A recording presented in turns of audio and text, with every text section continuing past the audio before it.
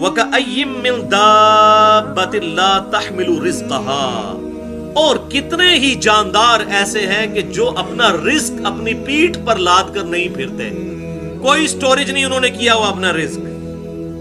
یہ سورۃ العنکبوت آیت نمبر 60. کتنے ہی چلنے پھرنے والے ہیں کہ وہ اپنا رزق اپنی پیٹھ پر لے کر نہیں پھرتے. اللہ یرزقها، اللہ تعالیٰ انہیں رزق دیتا ہے. وَإِيَّاكُمْ، اور تمہیں بھی اللہ ہی رزق دے گا. وَهُوَ السَّمِيعُ الْعَلِيمُ، اور وہی سننے والا علم والا ہے. یہ بہت بڑی اللہ تعالیٰ کی کوالٹیز ہیں. ہر مخلوق کی ہر آواز کو ہر وقت سننا اور اس کا علم رکھنا، یہ نہ کوئی فرشتہ کر سکتا ہے، نہ کوئی پیغمبر کر سکتا ہے، نہ کوئی اور مخلوق کر سکتی ہے. یہ اللہ کے ساتھ خاص ہے. تو اللہ تعالیٰ فرما رہا ہے کہ جاندار اپنا، کتنے ہی جاندار اپنا رزق اپنی پیٹھ پر لے کر نہیں پھرتے، ہم انہیں رزق دیتے ہیں. یہ پرندے جو صبح نکلتے ہیں کس آس اور امید کے اوپر؟ اللہ تعالیٰ ان کو کھلاتا ہے. اور پھر کئی ایسے پلانٹس موجود ہیں، وہ آپ دیکھیں کہ کیسی کیسی مخلوقات ہیں، کیسے کیسے درخت موجود ہیں دنیا میں کہ جو مینڈک کھا جاتے ہیں پورا پورا. یعنی ان کے پتوں کا ڈیزائن ایسا ہے کہ پتوں کا منہ کھلا ہوتا ہے، اس پہ کانٹے لگے ہوتے ہیں اور اٹریکٹیو چیزیں اس میں موجود ہوتی ہیں. کبھی کوئی مکھی گئی تو وہ پھنس گئی، اس مکھی کو کھانے کے لیے مینڈک گیا، جیسے ہی وہ اندر گیا تو وہ پھڑکنا شروع ہوگا، ساتھ ہی اس کا پتے کا منہ بند ہو جائے گا اور وہ اس کو ڈائجسٹ کر کے کھا جائے گا. اب وہ پودا خود تو حرکت کر نہیں سکتا، جا کے پکڑ بھی نہیں سکتا. تو یہ وہ جو آیت اللہ تعالیٰ نے فرمایا کتنے ہی جاندار ہیں اپنا رزق اپنی پیٹھ پر لے کر نہیں پھرتے، ہم انہیں رزق دیتے ہیں، ان کے منہ میں ڈالتے ہیں. ایسے معاملات پیدا فرما دیے اللہ تعالیٰ. اور اتنی حیران کن بات ہے کہ یہ میں اس پہ سوچ رہا تھا کہ یہ جب بارش ہوتی ہے تو بارش کے قطرے بھی اس کے اوپر پڑتے ہیں، تو اس کے جو ہے کانٹے، تو بارش کے قطروں کی وجہ سے بند ہو سکتا ہے، لیکن ایسا نہیں ہوتا. جیسے اس میں کوئی چیز جائے اور وہ تیزی سے پھٹ پڑائے، جیسے ہم ماؤس کو، کمپیوٹر کے ماؤس کو تیزی سے 2 دفعہ کلک کریں تو پھر وہ پروگرام رن کرتا ہے، اگر تھوڑے تھوڑے وقفے سے کریں نہیں کرتا. تو تیزی سے پھٹ پڑائے پھر وہ پتا بند ہوتا ہے، ورنہ تو بارش ہوتے وقت وہ بھوکے ہی مر جائے وہ جو پلانٹ ہے بارش کے موسم میں. تو بارش کے قطرے کی وجہ سے اس کا پتا بند نہیں ہوتا. تو اس قسم کی کئی مخلوقات ہیں. اب یہ تو زیادہ ٹاپک ہے، اس پہ تو گھنٹوں چاہیے صرف اس کے اوپر بولنے کے لیے. تو اللہ تعالیٰ فرما رہا ہے کہ ہم رزق دیتے ہیں، اور اگر آپ رزق، یہ اللہ کے علاوہ تو رزق پورا ہی نہیں کر سکتا.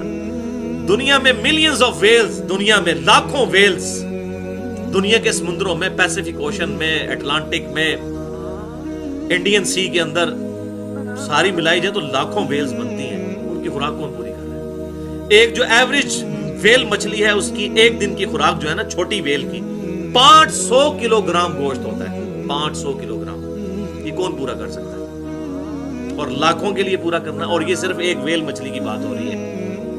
کیسا اس کے لیے انتظام کیا ہوا ہے. اور پھر باقی مخلوقات آپ گن، اس روئے ارض پہ ابھی تک جو مخلوقات دریافت ہو چکی ہیں وہ 2 ملین ہے سپیشیز.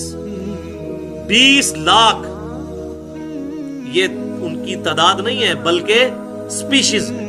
یعنی اگر گننا شروع کریں، انسان کو پہلی مخلوق آپ گن لیں، گھوڑا دوسری مخلوق، خچر تیسری مخلوق، کوا چوتھی مخلوق، گدھا 5ویں مخلوق، اس طریقے سے گنیں، نباتات اور حیوانات کی ملا کر 20 لاکھ سپیشیز ہے.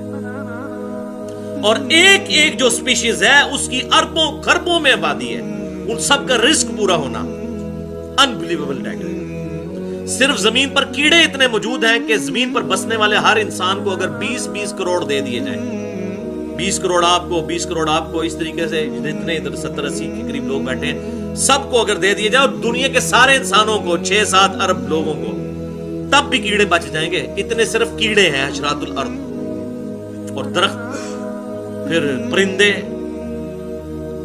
مرغیوں کے چوزے، پھر کووں کے چوزے اور چیلوں کے چوزے، اور کیا تعداد ہے. یہ انبلیویبل ڈیٹا ہے. جس کو شوق ہو مسئلہ نمبر 60 میں نہ دیکھ سکتے ہیں. وما خلقت الجن والانس الا لیعبدون، اور ہم نے پیدا نہیں کیا جنوں اور انسانوں کو مگر صرف اس لیے کہ وہ ہماری عبادت کریں.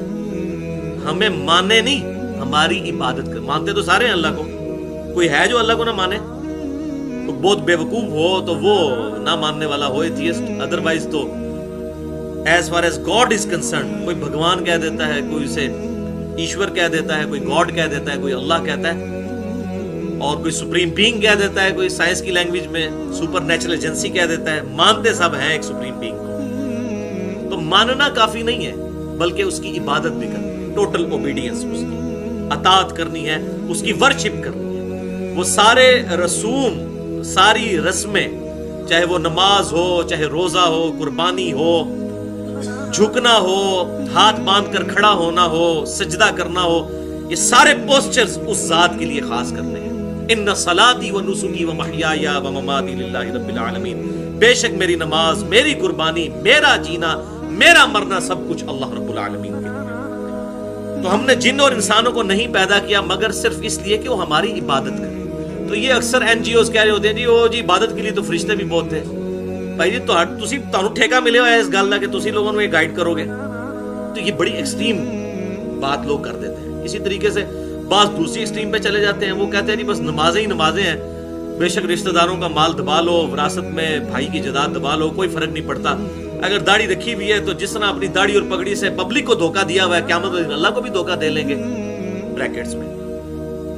تو ہم نے جن اور انسانوں کو نہیں پیدا کیا مگر صرف اس لیے کہ وہ ہماری عبادت کریں۔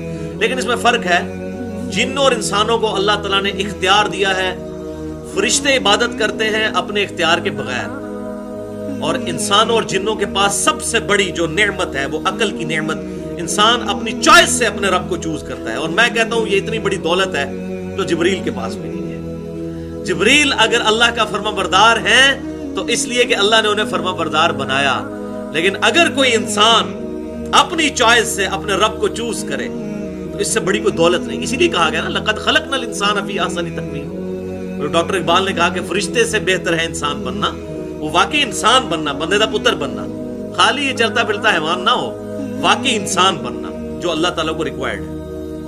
تو انسان کے پاس سب سے بڑی دولت یہ ہے کہ انسان اپنی ول سے اپنے رب کو چوائس کرتا ہے۔ الحمدللہ۔ ما اريد منهم من رزق وما اريد ان يطعمون، میں ان سے یہ تمنا نہیں رکھتا ان تمام مخلوقات سے کہ وہ مجھے رزق دیں، اور نہ یہ میری خواہش ہے کہ وہ مجھے کھانا کھلائیں۔ ان اللہ هو الرزاق ذو القوۃ المتین، بے شک اللہ ہے جو لوگوں کو رزق دینے والا ہے اور وہ زبردست قوت والا ہے۔ اللہ تعالیٰ فرماتا ہے، یہ دیکھیں کیا اس میں لجاجت ہے، کس لیول پہ آگے بات سمجھائی جا رہی ہے۔ اللہ تعالیٰ فرما رہا ہے دیکھو میں تم سے نہ روٹی مانگتا ہوں نہ کھانا مانگتا ہوں، ایک بات مانگتا ہوں، میری عبادت کرو۔ حالانکہ اللہ تعالیٰ غنی ہے، یہ ہمارے فائدے کے لیے کہہ رہا ہے۔ وہ انشاءاللہ میں تقدیر کے مسئلے میں اگلی دفعہ بتاؤں گا۔ یہ اکثر لوگ کہہ رہے ہوتے ہیں نا جناب اللہ نے ساڑھی نمازیں نہیں چاہیے، تو اللہ نے کب کہا مجھے آپ کی نمازیں چاہیے؟ اللہ تعالیٰ یہ کہتا ہے تمہیں اپنے لیے، میں نہیں چاہتا کہ تم دوزخ تک پہنچو۔ ہمیں تو نمازیں چاہیے نا، اللہ کو نہیں چاہیے لیکن ہمیں تو چاہیے۔ تو سورہ زمر کے حوالے سے انشاءاللہ آیات آئیں گی، اللہ تعالیٰ فرماتا ہے میں بے پرواہ ہوں، لیکن یہ یاد رکھو میری نافرمانی کرو گے میں ناراض ہو جاؤں گا، فرما برداری کرو گے تو خوش ہو جاؤں گا۔ بے پرواہ ہوں، لیکن یہ نہ بے پرواہی کا مطلب یہ نہ سمجھ لینا کہ جو مرضی کرتے رہو، نہیں، فرما برداری کرو گے میں خوش ہوں گا، نافرمانی کرو گے تو وہ پنجابی جن کہتے ہیں ایسی تھی تیسی پھیر کے رکھ دینا۔ اور حقیقت بات ہے، سورہ غافر میں یہاں تک آیت آتی ہے کہ قیامت والے دن اللہ تعالیٰ اپنے دشمنوں کو جب عذاب دے گا تو اللہ تعالیٰ پوچھے گا ہاں بھائی تکلیف ہو رہی ہے؟ سورۃ المؤمن بھی کہتے ہیں، سورہ غافر بھی سے کہتے ہیں، شروع میں ہی آتا ہے، کہیں گے یا اللہ ہو رہی ہے، تو اللہ تعالیٰ فرمائے گا اس سے زیادہ مجھے تکلیف ہوتی تھی جب تمہیں دنیا میں میری طرف بلایا جاتا تھا اور تم گردانی کر جاتے تھے۔ دیکھیں اس لیول پہ جا کے بات کو سمجھانا، قیامت والے دن اللہ تعالیٰ فرمائے گا مجھے اتنی تکلیف ہوتی تھی جب تمہیں میری طرف بلایا جاتا تھا، آپ کوئی بلاتا کہتا ہے تسی اپنی قبر جانا میں اپنی قبر میں، اس سے بڑی تو کوئی جرت نہیں ہے۔ اس کی بجائے کوئی شخص یہ آپ کو آگے کہے کہ جناب یہ 7 والی گلی میں جو ہے وہ گورنمنٹ کی طرف سے اناؤنسمنٹ ہوئی ہے کہ جو جیلم کے جتنے شہری ہیں اپنا شناختی کارڈ دکھا کے 1-1 لاکھ روپے لے لیں، تو کوئی یہ نہیں کہے گا تو اپنی قبر جانا میں اپنی قبر کہیں گے جناب بڑی مہربانی جناب دس دیتا جائے، یہی کہیں گے نا۔ لیکن آخرت کی کوئی بات کرے تو فوراً اس کے اندر تو اپنی قبر جانا میں اپنی قبر میں۔ تو میں تم سے نہیں مانگتا کہ مجھے رزق دو، اور نہ میں یہ چاہتا ہوں کہ تم مجھے کھانا کھلاؤ، بلکہ اللہ تعالیٰ ہی لوگوں کو رزق دینے والا ہے اور وہ زبردست قوت والا ہے۔ اور کیا رزق دے رہے ہیں آپ ذرا سوچیں، رزق فری دے رہے ہیں۔ آپ سوچ رہے ہوں گے فری کون سا رزق دے رہے ہیں؟ بھائی فری وہ رزق دے رہا ہے جس رزق کے بغیر آپ 2 منٹ سے زیادہ زندہ نہیں رہ سکتے۔ کون سا رزق؟ سانس فری ہے، کوئی ٹیکس نہیں اس کے اوپر. یہ پانی سے روٹی سے بھی بڑھ کر ضروری ہے. پانی روٹی کے بغیر تو انسان زندہ بھی رہ سکتا ہے, بلکہ یہ جو 2008 کے زلزلے میں جو عورت 2 مہینے تک وہ جو ملبے کے نیچے زندہ رہی تھی, اسی طریقے سے کتنے مریض ہیں وہ بستر مرگ پہ رہتے ہیں, کتنے کتنے دن تک کھاتے پیتے نہیں ہیں, کمزور ہو جاتے ہیں, لیکن گزارا چلتا رہتا ہے. لیکن سانس 1.5 سے 2 منٹ سے زیادہ انسان سانس نہیں روک سکتا.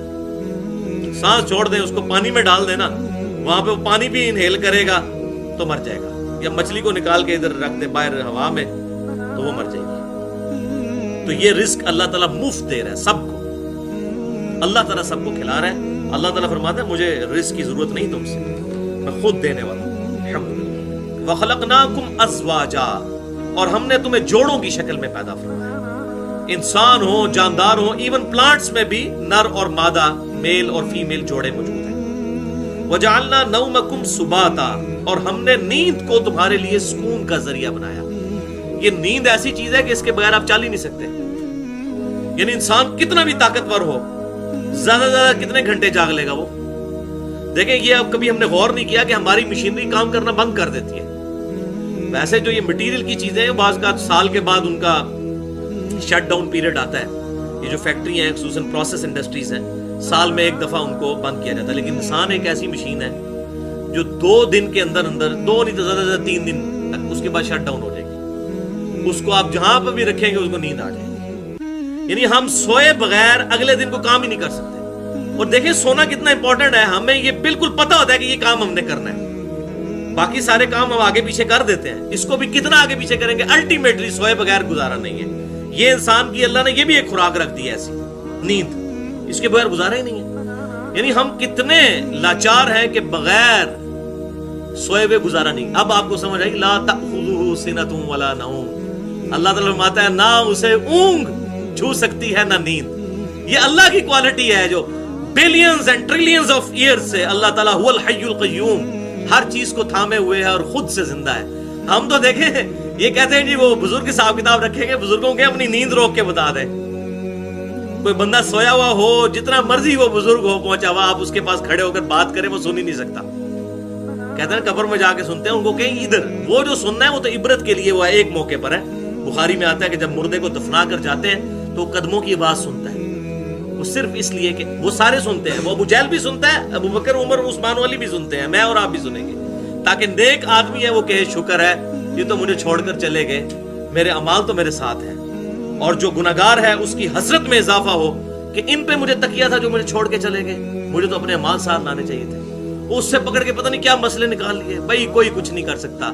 جو کہتے ہیں نا وہ مرنے کے بعد سن سکتا ہے, اس کو کہیں جو یہ لیٹا ہوا شخص ہے سامنے, اس کے سامنے بات کر کے بتائیں, وہ سن کے بتائیں. کوئی نہیں سن سکتا. انسان تو اتنا لاچار ہے اپنا پیشاب نہیں روک سکتا, نہیں روک سکتا, اور پیشاب بند ہو جائے تو کوئی جاری نہیں کر سکتا. یہ بات حقیقت.